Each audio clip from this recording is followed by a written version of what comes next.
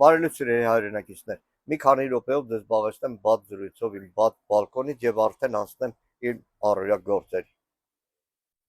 Վերջին մի քանի օրերին իշխանության տարբեր ներկայացներ, պատգամավորներ, քարոզիչներ, պաշտոնյաներ սկսել են սպառնալ մեր հայրենակիցներին, ովքեր պատրաստում են այս օրերին գալ Հայաստան։ Ոչ միայն ընտրություններին մասնակցելու, այլ տարբեր առիթներով, ուրախության, տխրության կամ արձակուրդի։ Թե ով Ռուսաստանից եկավ Հայաստան, պետք է տանել 25-օրյա վարժական հավաքների։ Ուղիղ էլ ասում են, պետք է տանել 25-օրյա վարժական հավաքների։ Նախ, այս իշխանությունը իր այդ ուղերձով փորձում է բոլոր մեր հայրենակիցներին վախեցնել, իրականում իրենց ուղեղով վախեցնել, թե չհամարձակվեք գա Հայաստան, թե չկտանենք ձեզ 25-օրյա վարժական հավաքների։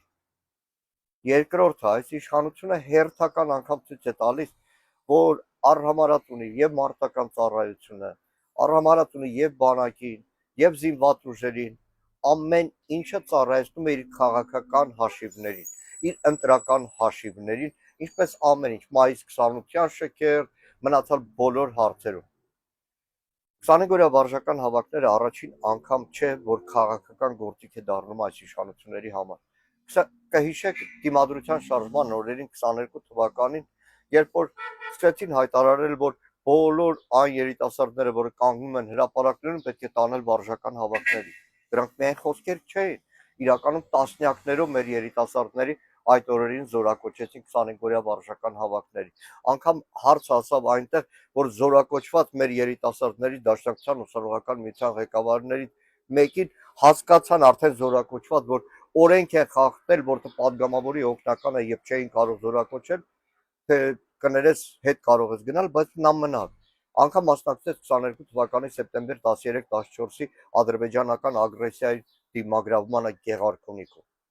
Այդ օրերին Զավեշտը ասավ այնտեղ, որ պարտադրում էին զինկոմիսարիատներին անօրինական գործողությունների։ Որդիս արդեն 2 ամիս բանտում նստած էր, երբ որ զինկոմիսարիատից փոխգնդապետը թուղթը ձեռքին ամաչելով եկել է, թե գիտեմ, որ բանտում է, բայց այս թուղթը ստորագրեք։ Սա է այս իշխանությունների վերաբերմունքը մեր երկրի անվտանգության, մեր երկրի պաշտպանության նկատմամբ։ Նրանց համար 25-օրյա վարժական հավաքը դա դիզբատն է, որտեղ անօրեններն են։ Իրականում, երբ որ այս իշխանությունը քաղաքական քվեի համար, ընտրական քվեի համար հունվարին օրենքը փոխեց եւ ծառայությունը դարձրեց 1.5 տարի, ու շատ էր խոսում, թե արդյոք ռեսուրսը կբավականացնի, փոխորդում էին, թե ամեն ինչ նորմալ է, ամեն ինչ արված է, բայց պարզվեց, որ 26 թվականին 25-օրյա վարժական հավաքներին մոտ 6000 ավել քաղաքացի է զորակոչվելու։ Հարցում եմ ուղարկել պաշտպանության նախարարություն, թե ինչ ծավալներով է իրականացվելու այս տարի վարժական հավաքները։ Պարզվեց ընտրական գործընթացի փուլում 1000-ից ավել քաղաքացի է զորակոչվելու 25-օրյա վարժական հավաքների։ Սա է Պապիկյան Սուրենի ղեկավարած պաշտպանության նախարարությունը, նրա ու նրա ենթակաների ղեկավարած մեր հայրենիքի բանակը։ Խոսքս ուղղում եմ այն սպաներին, ովքեր